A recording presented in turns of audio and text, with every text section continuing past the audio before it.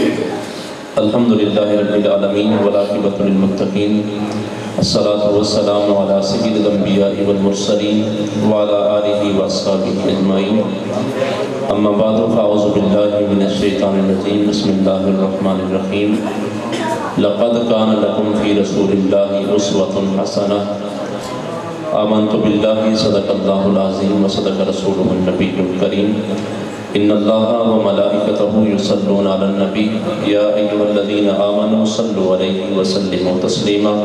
درود پاک بآواز بلند پڑھیے۔ اللہم صلی علی سیدنا مولانا محمد وعلی آل سیدنا مولانا محمد واصحاب سیدنا مولانا محمد وبارک وسلم۔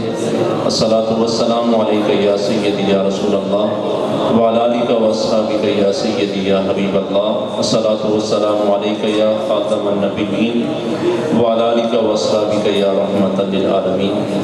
حمد و صلاۃ کے بعد واجب الاحترام علماء کرام، معزز محترم محتشم حاضرین و سامعین، برادران طریقت،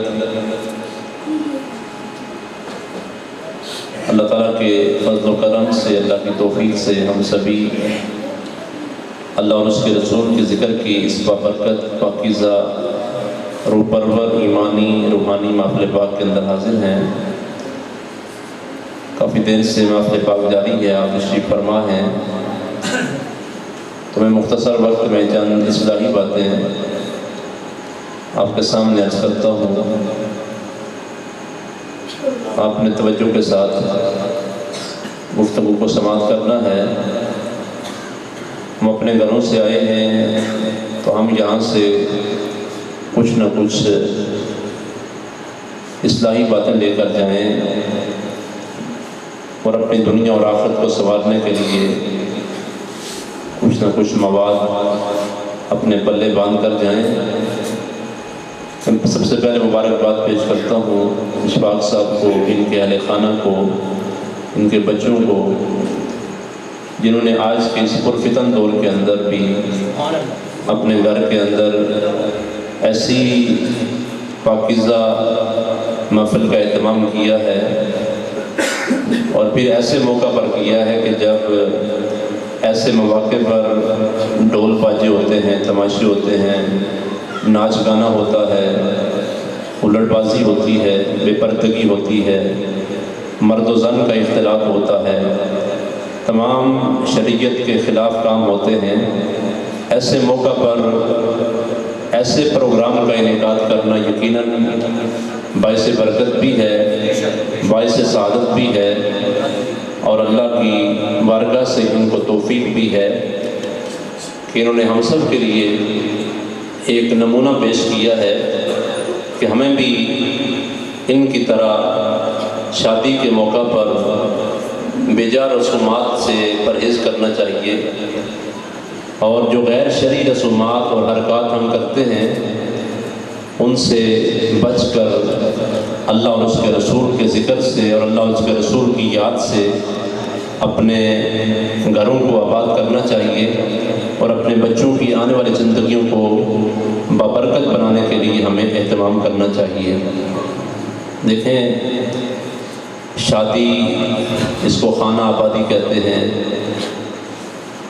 لیکن یہ شادی خانہ آبادی تب بنتی ہے کہ جب اس میں اللہ اور اس کے رسول کا ذکر ہو، اور اس شادی کو اللہ اور اس کے رسول کی مرضی کے مطابق کیا جائے، تب یہ شادی خانہ آبادی بنتی ہے۔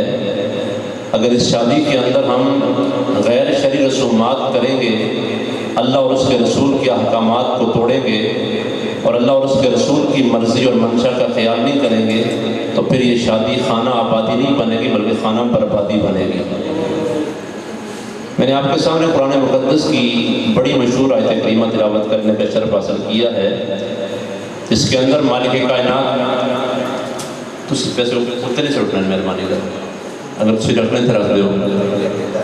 سب سے گزارش ہے کہ آپ نے پیسے اوپر نہیں پھینکنے ہیں، آپ نے توجہ کے ساتھ میری اصلاحی باتیں سننی ہیں، آپ نے توجہ گفتگو کی جانب رکھنی ہے۔ میں نے آپ کے سامنے قرآن مقدس کی جو آیت کریمہ پڑھی ہے، اس کے اندر اللہ کریم فرما رہا ہے لقد کان لکم فی رسول اللہ اسوۃ حسنہ۔ آپ نے اس گفتگو کو ایک لیکچر سمجھ لیں، ایک سبق سمجھ لیں، ایک واعظ سمجھ لیں، نصیحت سمجھ لیں۔ تقریر مجھ سے پہلے کتاب بڑا ذیشان کتاب ہو چکا ہے، میں چند منٹ فکری اور اصلاحی حوالہ سے آپ کے سامنے چند گزارشات رکھنا چاہتا ہوں، کیونکہ ہماری اصلاح بھی تو کسی نے کرنی ہے۔ ہماری زندگی کے اندر تبدیلی بھی آنی چاہیے وقت کے ساتھ ساتھ۔ جو ہر انسان کی زندگی میں تبدیلی ہمیشہ اس کی گنجائش موجود رہتی ہے۔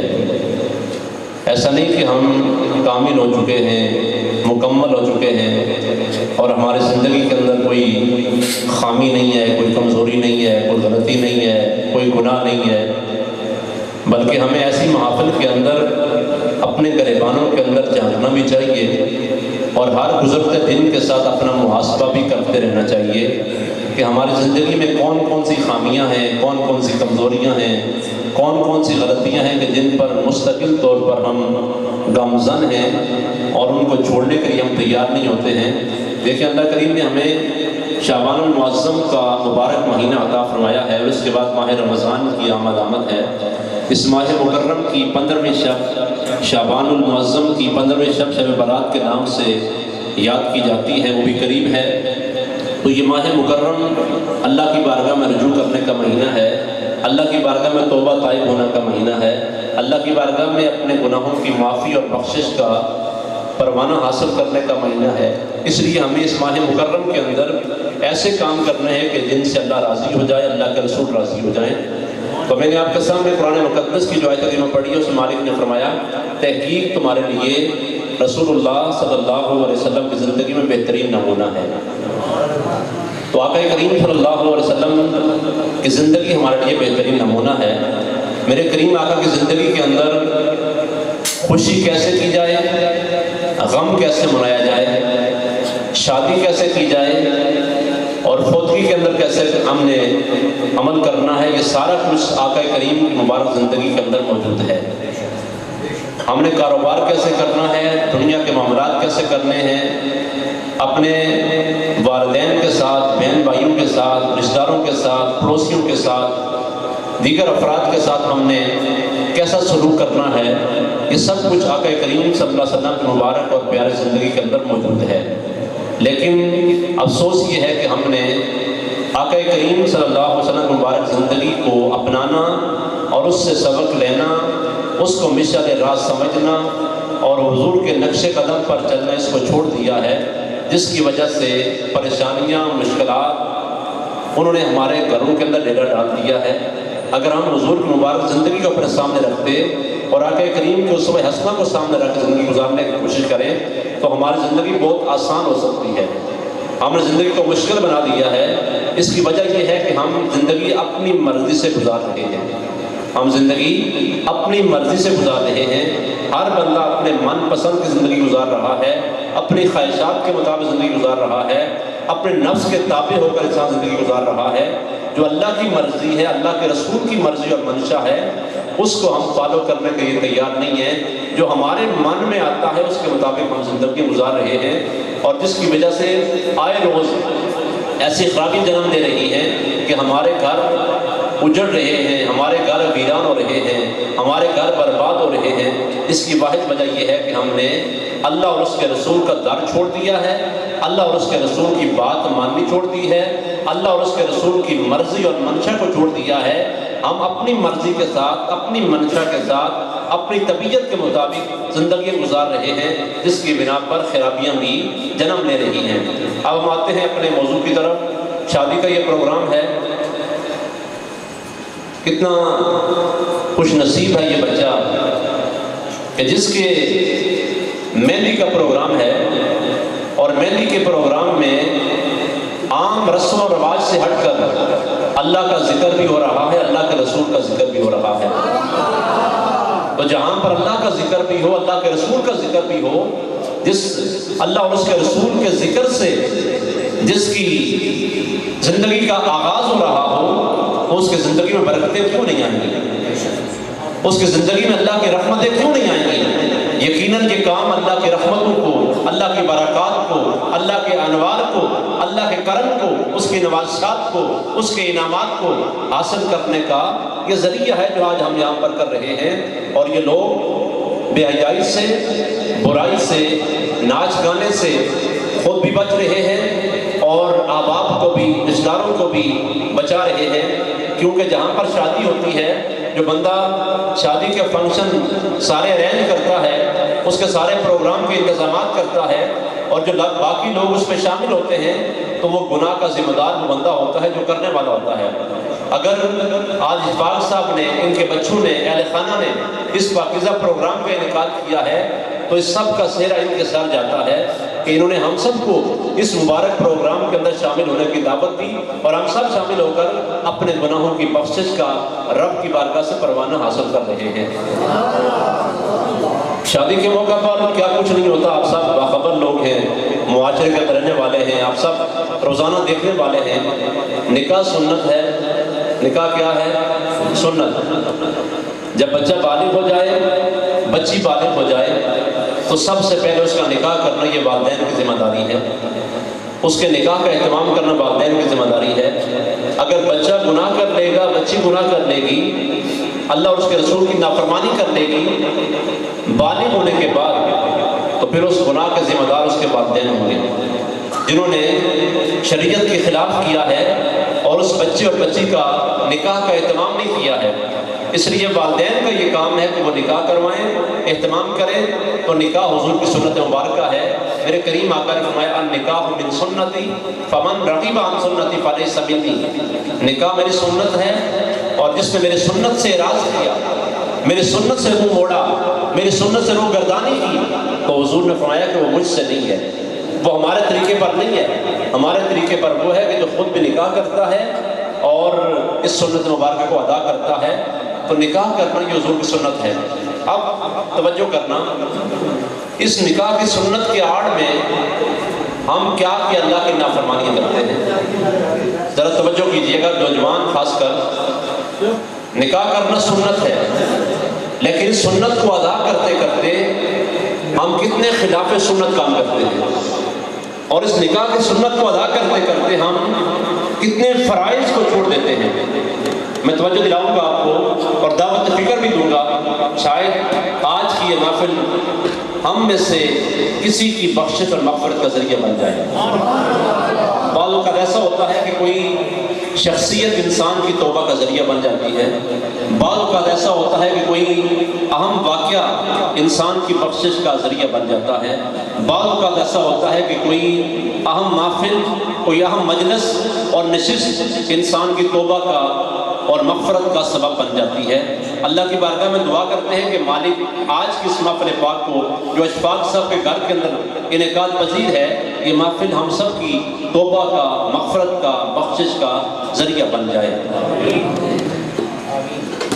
نکاح کرنا سنت ہے، لیکن اس سنت کی ادائیگی کے اندر، اس کی آڑ کے اندر ہم جو خلاف سنت کام کرتے ہیں، خلاف شرع کام کرتے ہیں، جو ہم فرائض کی ادائیگی میں کوتاہی کرتے ہیں۔ مثال کے طور پر یہ مہندی کا پروگرام ہے جو برات سے ایک دن پہلے ہوتا ہے۔ ہمارے معاشرے کے اندر، آپ کے قرب و جوار میں شاید ایسے پروگرام ہوئے ہوں پہلے بھی۔ اس میں کیا ہوتا ہے، عورتیں اور مرد اکٹھے ہوتے ہیں اور مہندی کی رسم ادا کرتے ہیں۔ دولہے کو بٹھایا جاتا ہے اور غیر محرم عورتیں اس کو مہندی لگا رہی ہوتی ہیں۔ ایسا ہی ہوتا ہے نا؟ اگر میں غلط کہہ رہا ہوں تو آپ نے میری اصلاح بھی کرنی ہے۔ غیر محرم عورتیں دولہے کو مہندی لگا رہی ہوتی ہیں۔ اس کے اندر کئی قباحتیں ہیں۔ پہلا تو یہ ہے کہ حضور نبی کریم صلی اللہ علیہ وسلم نے مرد کے لیے کچھ چیزیں حرام کی ہیں، شریعت نے حرام کی ہیں۔ اس کے اندر ہے کہ مرد کے لیے مہندی لگانا حرام ہے۔ شاید نوجوان اس بات سے پریشان ہو جائیں لیکن جو شریعت ہے اس کو ہم نے مقدم رکھنا ہے. اپنی خواہش ہماری کچھ بھی ہو، ہماری مرضی کچھ بھی ہو، لیکن ہم نے شریعت کو مقدم رکھنا ہے، اللہ اور اس کے رسول کی بات کو مقدم رکھنا ہے. مرد کے لیے مہندی لگانا حرام ہے. ایک تو یہ حرام کام ہوا کہ مرد اپنے ہاتھوں پر مہندی لگا رہا ہے، یہ حرام ہے. اور پھر غیر محرم عورتوں سے مہندی لگوا رہا ہے، یہ ایک اور حرام کام کا ارتکاب ہو رہا ہے. تو دیکھیں، جس شادی کا ہم آغاز کر رہے ہیں اس کے آغاز کے اندر ہی ہم ایسی قباحتیں اور شریعت کی خلاف ورزیاں کر رہے ہیں، بنیاد ہی خراب ہو تو پھر آگے ہماری زندگی کیسے بابرکت ہو سکتی ہے اور ہمارے گھر آباد کیسے ہو سکتے ہیں؟ گھروں کی بربادی کے اندر، گھروں کی تباہی کے اندر، اور جو طلاق کی نوبتیں آ رہی ہیں، جو نوستیں آ رہی ہیں، اس کی بنیاد خود ہم نے فراہم کی ہے. ہم نے دیکھیں، آپ عمارت تعمیر کرتے ہیں، اگر اس عمارت کو آپ ریت پر تعمیر کریں، اگر ایک عمارت آپ کھڑی کرتے ہیں، پہلے آپ اس کی بنیاد مضبوط کرتے ہیں، پھر اس پر آپ بلند ترین عمارت بناتے جاتے ہیں، پھر اس عمارت کو خطرہ نہیں ہوتا. لیکن اگر آپ ریت پر ایک عمارت کو تعمیر کریں، اس کو آپ جتنی بلندی پر لے جائیں گے آخر کار وہ گر جائے گی، کیونکہ اس کی بنیاد مضبوط نہیں ہے. اگر شادی کا جو پوری زندگی کا ایک پروسیس ہے، پوری زندگی کے اندر ایک دو خاندان آپس میں اکٹھے ہوتے ہیں اور شادی کے اس بندھن کے اندر ایک مرد اور ایک عورت آپس میں شادی کرتے ہیں، نکاح ان کا ہوتا ہے. اگر ہم نے آغاز کے اندر ہی ایسی قباحتیں کی ہیں، شریعت کی خلاف ورزی کی ہے، تو یہ بنیاد ہی ہماری کمزور ہے، تو اس پر تعمیر ہونے والی عمارت یہ زیادہ دیر تک قائم نہیں رہ سکتی. تو دراصل ہم اس سب بربادی کے ہم خود ذمہ دار ہوتے ہیں، لیکن اس طرف ہمارا دھیان نہیں جاتا، ہمیں اس کا احساس نہیں ہوتا کہ ہم گناہ کرتے ہیں. پھر ایک اور بات کہ مرد کے اکثر آپ دیکھا ہوگا دولہا کے ہاتھ میں سونے کی انگوٹھی پہنائی جاتی ہے، بعض 2، بعض 3، بعض 4. جتنا زیادہ مال ہوگا اتنے زیادہ اس کی ہم نمائش کرتے ہیں، تفاخر کا اظہار کرتے ہیں، تکبر کا اظہار کرتے ہیں. اس کے اندر بھی بے شمار گناہوں کے ہم مرتکب ہوتے ہیں. ایک تکبر کرنا حرام ہے، فخر کا اظہار، اپنے آپ کو بڑا سمجھنا یہ بھی مناسب نہیں ہے. اور پھر مرد کے لیے سونے کی انگوٹھی پہننا بھی حرام قرار دیا گیا ہے. مرد کے لیے سونے کی انگوٹھی پہننا یہ حرام ہے. اگر آج اس محفل پاک کے اندر کسی مرد نے سونے کی انگوٹھی پہنی ہوئی ہے تو وہ اتار کر اپنے جیب میں ڈال دے، اپنے گھر میں لے جائے. شریعت کا حکم تو یہ ہے کہ مرد کے لیے سونے کی انگوٹھی پہننا بھی حرام ہے اور مرد کے لیے مہندی لگانا بھی حرام ہے. اب آئیے میں آپ کو بارگاہ رسالت مآب میں لیے چلتا ہوں. اس پر دلیل حضور نبی کریم صلی اللہ علیہ وسلم کے مبارک زمانے کے اندر حضور تشریف فرما ہے. دیکھیں صحابہ کرام کے اندر ماننے کا جذبہ دیکھیں، اتباع رسول کا جذبہ دیکھیں. ہم نعرے لگاتے ہیں، بڑے بڑے دعوے کرتے ہیں کہ محبت رسول میں موت بھی قبول ہے، غلامی رسول میں موت بھی قبول ہے، لیکن غلامی رسول کے اندر بے شمار باتیں ایسی ہیں. میں سب کی طرف اتنی وضاحت سے نہیں عرض کر سکتا، لیکن آپ سمجھنے والے ہیں، عقل مند دانا لوگ بیٹھے ہوئے ہیں، پڑھے لکھے لوگ بیٹھے ہوئے ہیں، آپ خود جان سکتے ہیں کہ ہم کہتے ہیں کہ غلامی رسول میں موت بھی قبول ہے، لیکن غلامی رسول کے اندر بے شمار سنتیں ہیں، بے شمار ایسی باتیں ہیں کہ جن کو ماننے کے لیے ہم تیار نہیں ہیں. موت کی بات ہم کرتے ہیں، لیکن اس سے کم چیزیں جو ہیں ان کو اپنانے کے لیے ہم تیار نہیں ہوتے.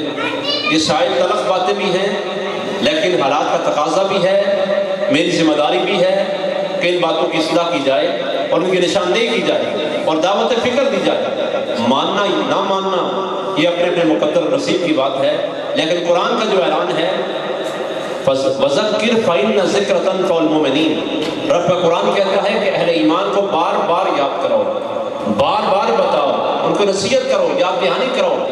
فَإِنَّ ذِكْرَ تَنفَعُ الْمُؤْمِنِينَ، کہ ذہن میں یہ باتیں بیٹھ جائیں اور وہ سمجھیں کہ ہم غلطی پر ہیں اور ہمیں اپنی اصلاح کرنی چاہیے، اپنی خامی کو دور کرنا چاہیے.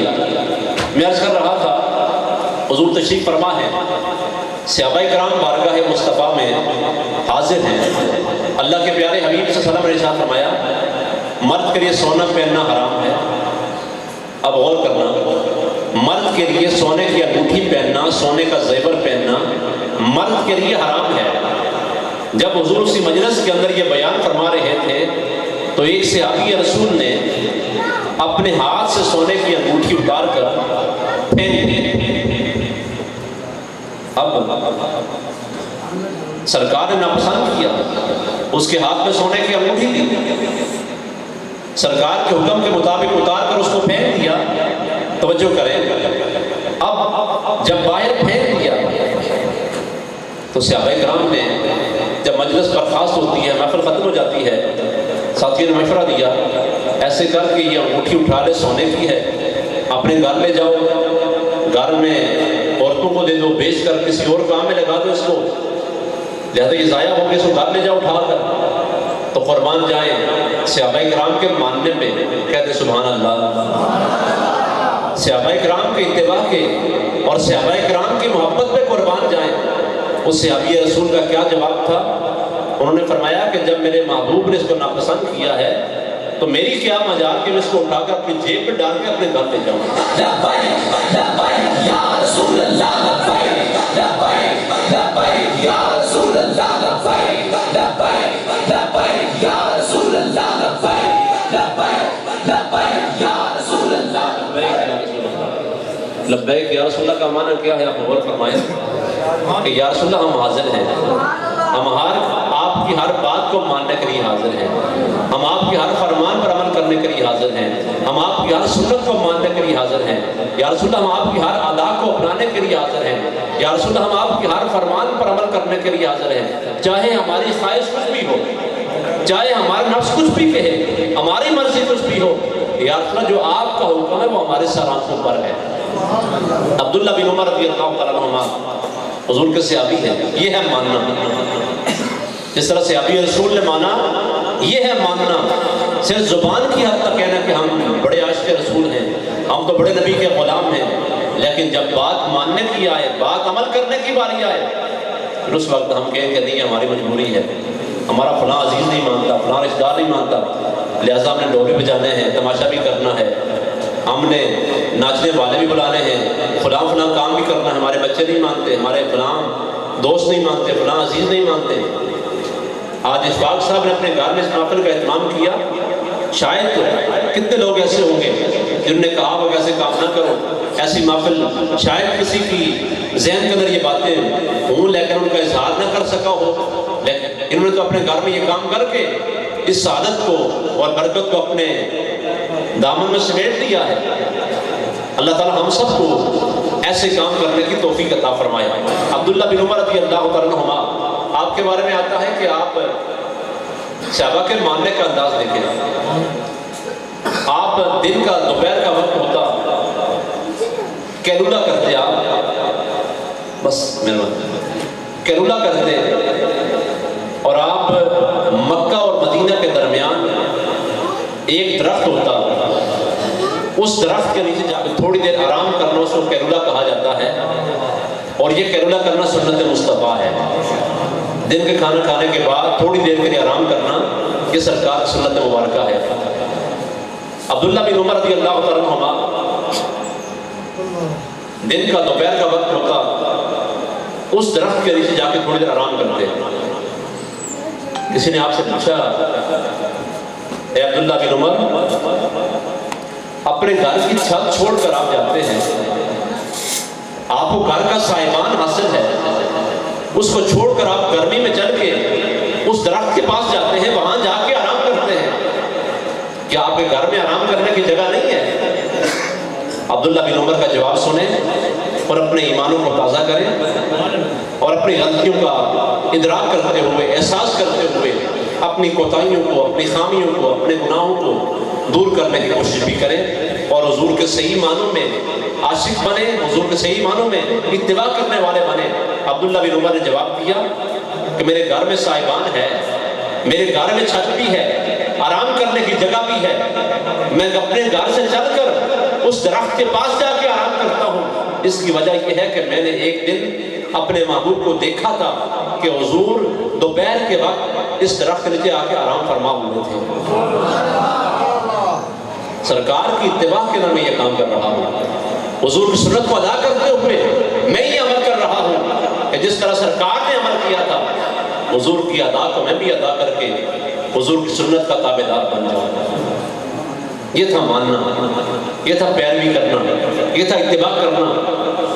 تو آقا کریم مبارک زندگی کے اندر خوشی منانے کا انداز بھی ہے، سیرت بھی ہے، اور غم کیسے منایا جائے گا اس کا انداز بھی ہے، کاروبار کیسے کرنا ہے یہ بھی موجود ہے، لوگوں کے ساتھ ڈیلنگ کیسے کرنی ہے، کیسے معاملات چلانے ہیں، یہ بھی حضور کی مبارک زندگی کے اندر سب کچھ موجود ہے۔ ہم نے حضور کی مبارک زندگی کو پڑھنا چھوڑ دیا، اس پر عمل کرنا چھوڑ دیا، اور آفات نے، پریشانیوں نے ہمارے گرد گھیرا تنگ کر لیا، ہمارے گھر برباد ہو گئے، گھروں میں لڑائی جھگڑے ناچاکیاں، فتنے فساد اس وجہ سے ہے کہ ہم نے درگزر کرنا چھوڑ دیا، معاف کرنا چھوڑ دیا، دوسرے کی بات کو معاف کرنا چھوڑ دیا۔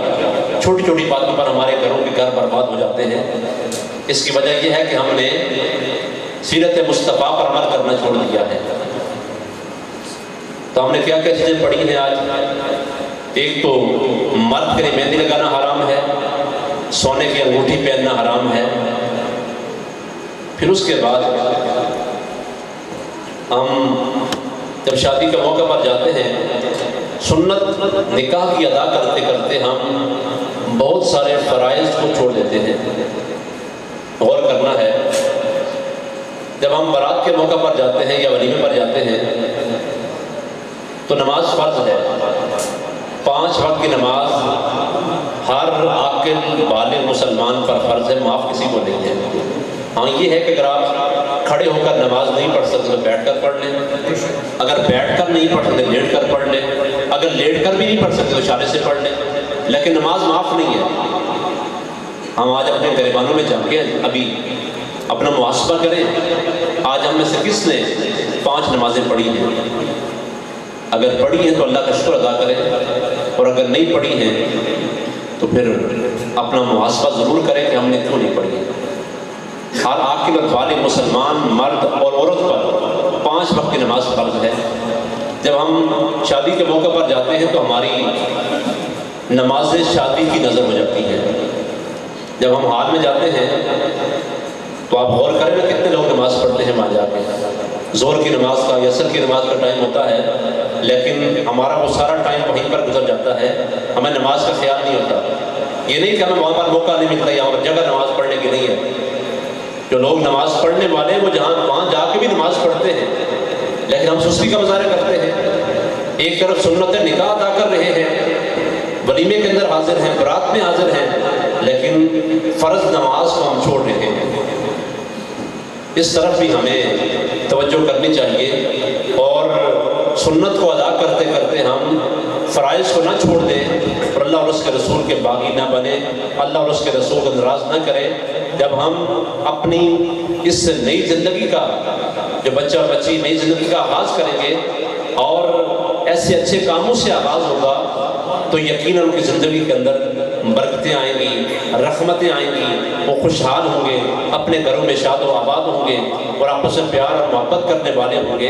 اگر ہم شروع سے ایسے کام کریں گے تو ہماری زندگی کے اندر نحوستیں اور بے برکتیاں ہمارے زندگی میں شامل ہو جائیں گی، جس کے ہم خود ذمہ دار ہوں گے۔ تو ماہ شعبان کا مہینہ ہے، ہمیں اللہ کی بارگاہ میں رجوع کرنا چاہیے، توبہ کرنی چاہیے۔ دیکھیں اللہ کریم کتنا مہربان ہے، ہم گناہوں پر گناہ کرتے ہیں، اللہ کی نافرمانی دن رات کرتے ہیں، لیکن وہ مالک پھر بھی ہمارے عیبوں کے اوپر پردے ڈال رہا ہے، ہمارے گناہوں کو چھپا رہا ہے۔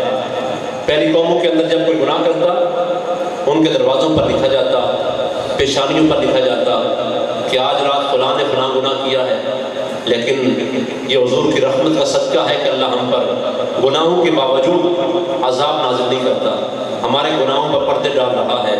قل یا عبادی الذین اسرفوا علی انفسہم لا تقنطوا من رحمت اللہ، یہ قرآن ہے، جس قرآن کو پڑھنے کے لیے ہمارے پاس ٹائم نہیں ہے۔ اللہ فرماتا ہے ابھی اپنے غلاموں کو کہہ دو اے میرے بندو جنہوں نے اپنی جانوں پر ظلم کیا ہے لا تقنطوا من رحمت اللہ کی رحمت سے مایوس نہ ہونا ان اللہ یغفر الذنوب جميعا اگر تمہارے گناہ زمین سے لے کر آسمان پر اتنے زیادہ گناہ ہو چکے ہیں لیکن پھر بھی مایوسی کا اظہار نہ کرنا مایوسی کا شکار نہ ہونا تمہارے گناہ زمین سے آسمان تک اتنے زیادہ ہیں ریت کے ذرات سے زیادہ ہیں درختوں کے پتوں سے زیادہ ہیں لیکن اللہ کی رحمت سے زیادہ نہیں ہے تم اللہ کی رحمت کو سامنے رکھتے ہوئے اپنے گناہوں کی معافی مانگ لو اپنے گناہوں سے رب کی بارگاہ میں رجوع کر لو تم رجوع کرو گے تم مالک کی بارگاہ میں جب لوٹ کے آؤ گے مالک یہ نہیں فرمائے گا پہلے کہاں تھا جوانی کہاں گزاری ہے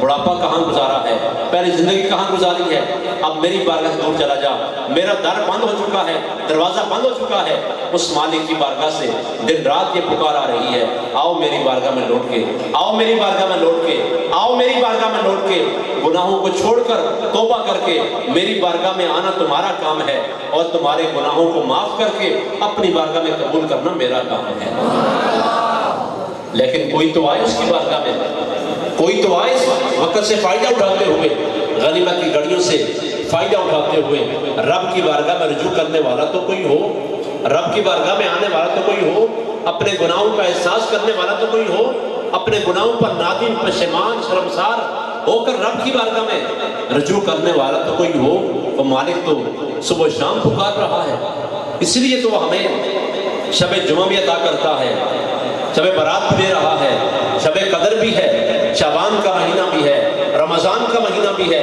مبارک دن بھی ہے مبارک راتیں بھی ہیں اسی لیے وہ مالک چاہتا ہے کہ میرے بندے میری بارگاہ میں لوٹ کے آ جائیں میری بارگاہ میں رجوع کر لیں میری بارگاہ میں توبہ طائب ہو کر میرا قرب حاصل کر لیں اتنا مہربان رب ہے جس کو ہم بھولے ہوئے ہیں اتنا کریم رب ہے جس کو ہم بھولے ہوئے ہیں حدیث پاک میں سرکار نے فرمایا انسان کے اعمال پر 3 گواہ تیار ہو رہے ہیں کتنے گواہ 3 گواہ ایک گواہ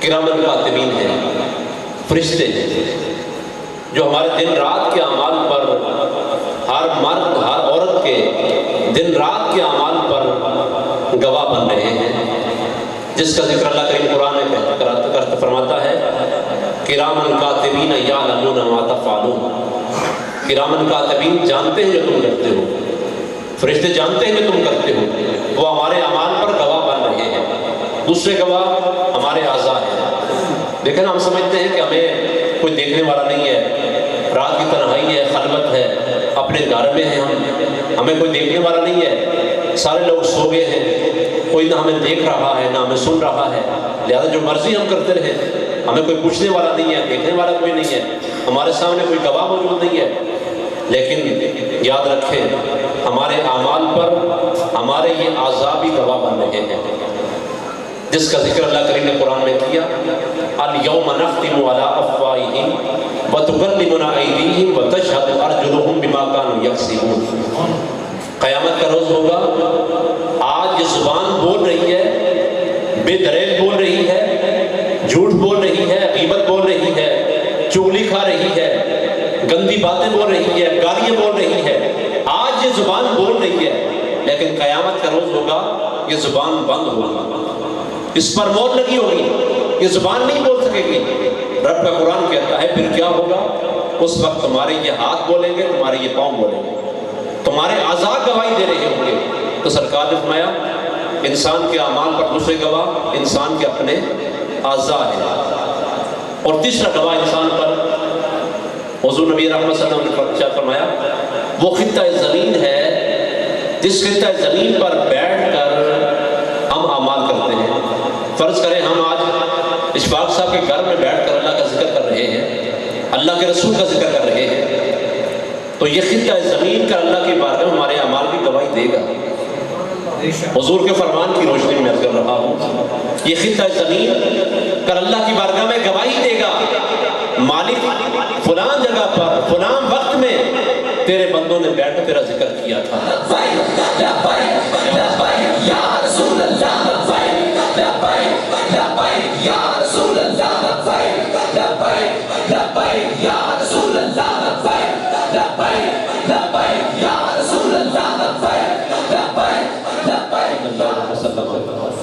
کتنے خوش نصیب ہیں آپ. ایسا روحانی ماحول، ایسی وجدانی کیفیات، ایسا روح پرور ماحول، اور کس موقع پر؟ شادی کے موقع پر. یہ اللہ کا کرم نہیں تو اور کیا ہے؟ یہ اللہ کی مہربانی نہیں تو اور کیا ہے؟ تیسرے گواہ خطہ زمین جہاں بیٹھ ہم اللہ کا ذکر کرتے ہیں، یہ بھی ہمارے اعمال پر گواہ بن رہا ہے. حضور نے کیا فرمایا؟ فرمایا کہ جب بندہ توبہ کرتا ہے، اللہ کی بارگاہ میں رجوع کرتا ہے، اللہ کی بارگاہ میں رجوع کر لیتا ہے، تو اللہ تعالیٰ کیا فرماتا ہے؟ اللہ فرماتا ہے کہ میں تینوں گواہوں کو اس بندے کے گناہ بھلا دیتا ہوں. ہم نے گناہ کیا تو ہمارے گناہ پر فرشتے گواہ بن گئے. ہم نے گناہ کی، اللہ کی نافرمانی کی، ہمارے اعضاء ہمارے گناہ پر گواہ بن گئے. ہم نے گناہ کیا، ہمارے گناہ پر زمین کا خطہ جہاں بیٹھ کے ہم نے گناہ کیا وہ گواہ بن گیا. اب کیا کیا جائے؟ گواہ تو ہمارے تیار ہو گئے. اب ان گواہوں سے ہم نے جان کیسے بچانی ہے؟ یہ کیسے ہوگی یہ گواہ ہمارے حق میں ہو جائے، ہمارے خلاف نہ ہو؟ تو اس کا طریقہ اللہ کے نبی نے فرمایا، اگر تم چاہتے ہو کہ یہ گواہ تمہارے حق میں گواہی دے، رب کی عدالت ہو، اس عدالت کے اندر یہ گواہ تمہارے حق میں گواہی دے رہے ہو، فرشتے بھی تمہارے حق میں، تمہارے اعضاء بھی تمہارے حق میں، زمین کا ٹکڑا بھی تمہارے حق میں گواہی دے، تو کیا کرو؟ تم توبہ کرو. اللہ کی بارگاہ میں توبہ کرو گے، اللہ کریم فرشتوں کو تمہارے گناہ ہی بلا دے گا. تم توبہ کرو گے، تمہارے اعضاء پر اللہ تمہارے گناہ بلا دے گا. جب تم توبہ کرو گے، جس خطہ زمین پر بیٹھ کر تم نے گناہ کیا تھا، اس زمین کے ٹکڑے سے اللہ کریم تمہارے گناہوں کے نشانات بھی مٹا دے گا. یہ توبہ کی برکت سے، سچی توبہ کی برکت سے اللہ کریم اتنا مہربان ہوتا ہے، اتنا کرم نواز ہوتا ہے، اتنا مہربان ہوتا ہے. لیکن ہمیں صدق کے دل کے ساتھ رب کی بارگاہ میں رجوع کرنا چاہیے، توبہ کرنی چاہیے، اپنے گناہوں کی معافی مانگنی چاہیے. کس کو معلوم ہے کہ ہم آج یہاں سے نکل کر اپنے گھروں میں جا کے اپنے بستر پہ آرام فرما ہو سکیں گے؟ کس کے پاس گارنٹی ہے کہ ہم رات کو اپنے بستر پر سوئیں گے اور صبح ہماری آنکھ کھل سکے گی؟ کسی کو معلوم نہیں ہے. کتنے لوگ ہیں جو رات کو اپنے بستر پر آرام کرتے ہیں لیکن صبح کو ان کی روح پرواز کر چکی ہوتی ہے. کتنے لوگ ہیں جو رات کو اپنے گھروں کے اندر جاتے ہیں لیکن صبح ان کو اٹھنا نصیب نہیں ہوتا ہے. ہم میں سے کس کے پاس گارنٹی ہے کہ ہمیں صبح دیکھنی نصیب ہوگی؟ لہٰذا لمحہ موجود جو ہمارے پاس ہے، اس کو غنیمت سمجھتے ہوئے ہمیں اپنے دل ہی دل میں اپنے رب سے ہم کلام ہو جانا چاہیے، اپنے گناہوں کی معافی رب سے لینی چاہیے. آپ نے میرے سامنے جواب دہ نہیں ہونا، میں نے آپ کے سامنے جواب دہ نہیں ہونا. ہم سب نے اپنے مالک کی بارگاہ میں جواب دہ ہونا ہے اور اپنے ایک ایک لمحے کا حساب و کتاب دینا ہے. اس لیے رب سے ہم کلام ہو جائیں. جب رب سے ہم کلام ہو جائیں گے، دل ہی دل میں ہو جائیں گے، تو مالک ہمیں اپنی بارگاہ میں قبول فرما لے گا. بڑا پیارا واقعہ، عمران افروز واقعہ آپ کے سامنے عرض کروں. حضرت موسیٰ علیہ السلام کا دور ہے، بارش نہیں ہو رہی ہے، قحط سالی ہے، خشک سالی ہے. موسیٰ علیہ السلام رب کی بارگاہ میں دعا کرتے ہیں کہ مالک بارش کا نزول کر دے. اللہ کی بارگاہ سے آواز آئی، اے میرے کریم، تمہاری قوم میں ایک بندہ ایسا ہے کہ جو 40 سال سے میری نافرمانی کر رہا ہے، لہٰذا جب تک وہ تمہارے اندر موجود ہے بارش نازل نہیں کروں گا. موسیٰ علیہ السلام اپنی قوم کے سامنے اعلان کرتے ہیں کہ سارے باہر کھلے میدان میں آ جاؤ. جب ساری قوم کے لوگ باہر کھلے میدان میں آئے، موسیٰ علیہ السلام نے اعلان کیا، ایک بندہ 40 سال سے اللہ کی نافرمانی کر رہا ہے، وہ باہر نکل جائے تاکہ اللہ کریم بارش کا نزول کر دے. یہاں پر غور کریں، موسیٰ علیہ السلام کی قوم کا ایک آدمی 40 سال اللہ کی نافرمانی کرے تو مالک بارش کا نزول بند کر دے، اللہ ناراض ہو جائے. تو ہماری زندگیاں 40 50 60 سال اللہ کی نافرمانی میں گزر رہی ہے، تو اللہ ہم سے کتنا ناراض ہوتا ہوگا. ہمیں سوچنا تو چاہیے، اپنے آپ کا محاسبہ تو کرنا چاہیے نا. جب موسیٰ علیہ السلام نے قوم کے سامنے اعلان کیا، وہ بندہ اسی مجلس میں موجود تھا. توجہ کرنا، وہ بندہ اسی محفل میں موجود تھا جب اس نے اعلان سنا، دل ہی دل میں اپنے رب سے ہم کلام ہو گیا، نادم ہوا، شرمندہ ہوا، پشیمان ہوا، غلطی کا احساس ہو گیا۔ ہمیں غلطی کا احساس نہیں ہوتا، ہمیں گناہ کا احساس نہیں ہوتا۔ شاید آپ کہیں کہ ہمیں تو غلطی کا بڑا احساس ہے، ہم دن بعد جھوٹ بولتے ہیں، احساس نہیں ہے یہ گناہ ہے۔ ہم دن بعد غیبت کرتے ہیں، ہمیں احساس نہیں کہ ہم گناہ کر رہے ہیں۔ دن بھر چغلی کھاتے ہیں، ہمیں احساس نہیں کہ ہم یہ گناہ کر رہے ہیں۔ ہم دن بھر نمازیں چھوڑ رہے ہیں، ہمیں احساس نہیں کہ ہم یہ گناہ کر رہے ہیں۔ دن بھر ہماری زبان پر گانوں کے بول ہوتے ہیں، گندے کلام ہوتے ہیں، ہمیں احساس نہیں کہ ہم یہ گناہ کر رہے ہیں۔ دن بھر ہماری زبان پر گندی گالیاں ہوتی ہیں، ہمیں احساس نہیں کہ ہم گناہ کر رہے ہیں۔ ایک ایک گناہ کو آپ گنتے جائیں، دن بھر ہم گناہوں کے مصروف عمل ہیں، لیکن ہمیں اس گناہ کا احساس نہیں کہ ہم اتنے گناہ کر رہے ہیں۔ لیکن موسیٰ علیہ السلام کی قوم کا وہ آدمی اپنے گناہ کا احساس کرتے ہوئے رب سے ہم کلام ہوتا ہے، اللہ کی بارگاہ میں توبہ کرتا ہے کہ مالک آج تو مجھے موسیٰ علیہ السلام کی قوم کے سامنے اس بڑے مجمع کے اندر رسوائی سے بچا لے، شرمندگی سے بچا لے۔ مالک میں تجھ سے وعدہ کرتا ہوں کہ آج کے بعد گناہ نہیں کروں گا، آج کے بعد گناہ نہیں کروں گا۔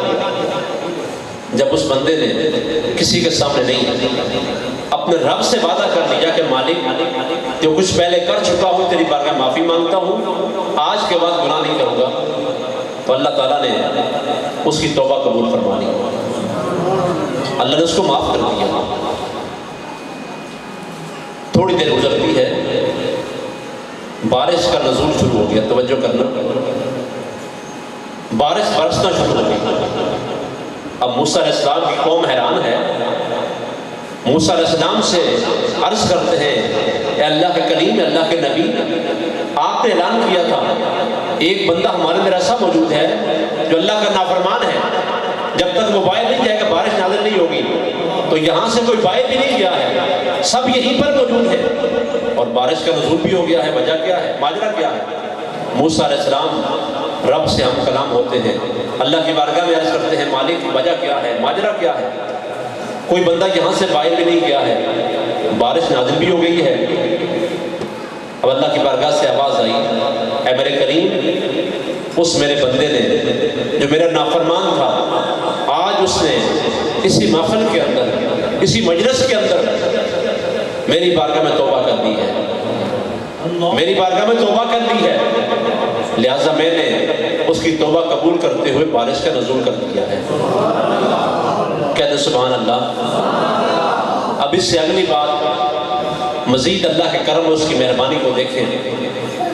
موسیٰ علیہ السلام رب سے عرض کرتے ہیں مالک بتا تو صحیح وہ بندہ کون ہے، اس کو ظاہر تو کر دے، وہ کون بندہ ہے پہلے جس کی وجہ سے بارش نہیں ہو رہی تھی، اب اسی کی وجہ سے بارش کا نزول ہو گیا ہے، وہ کون ہے؟ ہم اس کی زیارت کرنا چاہتے ہیں، اسے دیکھنا چاہتے ہیں۔ اب رب کی بات جواب ملا، اللہ کی رحمت پہ قربان جائیں، اس کی شان رحیمی کریمی پہ قربان جائیں۔ اس مالک کی بارگاہ سے آواز آتی ہے، اے میرے کریم، 40 سال سے میری نافرمانی کرتا رہا، گناہ کرتا رہا، اس وقت میں نے اس کو دنیا کے سامنے ظاہر نہیں کیا، اسے گناہوں پر پردے ڈالتا رہا، آج تو میری بارگاہ میں توبہ کر کے میرا مقبول بن چکا ہے، اب میں کیسے تمہارے سامنے اس کو ظاہر کر دوں؟ جب 40 سال سے نافرمانی کرتا رہا، میں نے اسے ظاہر نہیں کیا، اب تو میری بارگاہ کے اندر مقبول ہو چکا ہے، اب میں تمہارے سامنے کیسے اس کو ظاہر کر دوں؟ یہ اللہ کی شان رحیمی ہے، کریمی ہے، لیکن ہم اس مالک کی بارگاہ سے دور ہیں، نافرمانی میں ہماری زندگی گزر رہی ہے۔ میرے دوستوں، بزرگوں، نوجوان ساتھیوں، برادران طریقت، آج کی اس محفل کو ہم نے ضائع نہیں کرنا ہے، اس محفل سے ہم نے توبہ کر کے جانا ہے، اپنے گناہوں کی معافی کر کے جانا ہے۔ جن بچوں کی شادیاں بھی ہونی ہیں، ارادہ کریں کہ ہماری شادیوں کے اندر غیر شرعی رسومات نہیں ہوں گی۔ جو والدین موجود ہیں جنہوں نے اپنے بچوں کی شادیاں بھی کرنی ہیں، وہ ارادہ کر لیں اپنے بچوں کی شادیوں کے اندر ہم نے غیر شرعی رسومات کر کے اللہ اور اس کے رسول کو ناراض نہیں کرنا ہے۔ ہم دوستوں کو راضی کرتے ہیں، بہن بھائیوں کو راضی کرتے ہیں، دوست احباب کو راضی کرتے ہیں، بچوں کو راضی کرتے ہیں، لیکن اللہ اور اس کے رسول کو ناراض کرتے ہیں۔ یاد رکھیں، بچے بھی راضی ہو جائیں گے، بہن بھائی بھی راضی ہو جائیں گے، دوست احباب بھی راضی ہو جائیں گے، اگر اللہ ناراض ہو گیا، اللہ کا رسول ناراض ہو گیا تو یہ بہت بڑی ناکامی ہے، بہت بڑی تباہی کا سامان ہے۔ اپنی پسند کو چھوڑ کر اللہ اور اس کے رسول کی پسند کو ترجیح دیں، اپنی خواہش کو نیچے رکھ کے اللہ اور اس کے رسول کی مرضی کو مقدم رکھتے ہوئے اس پر عمل کرنے کی کوشش کریں۔ اللہ تعالیٰ کی بارگاہ میں دعا کرتے ہیں، مالک ان بچوں کو آنے والی زندگی کے اندر آباد و شاد رکھے، نئی آنے والی بچی اور ان کو اپنے گھروں کے اندر اللہ کریم خوش و خرم رکھے، آباد و شاد رکھے، اور اس محفل پاک کی برکات پوری زندگی ان کی زندگی میں اللہ شامل حال رکھے، اور اس محفل پاک کی برکت سے اللہ کریم اس گھر پر اپنی خاص رحمتوں کا، برکتوں کا نزول فرمائے۔ اللہ تمام زمینی، آسمانی، ناگہانی آفات سے، بلیات سے ان کو محفوظ و معمون فرمائے، اور جو بھی سارے رات سے بزرگ تشریف فرما ہے، جوان ہیں، بچے بیٹھے ہوئے ہیں، اللہ کریم قدم قدم پر ہر گھڑی سب کو رحمتوں سے مالا مال فرمائے۔ خالی دامن آئے ہیں، یہاں سے اپنے گھروں کو جائیں تو اپنے خالی دامن کو رحمتوں سے بھر کے جائیں۔ خالی جوریاں لے کے آئے ہیں، اللہ کریم اس محفل پاک کا صدقہ سب کی خالی جوریوں کو مرادوں سے بھر دے، رحمتوں سے مالا مال فرما دے۔ اللہ تعالیٰ ہم سب کو عمل کی توفیق دے۔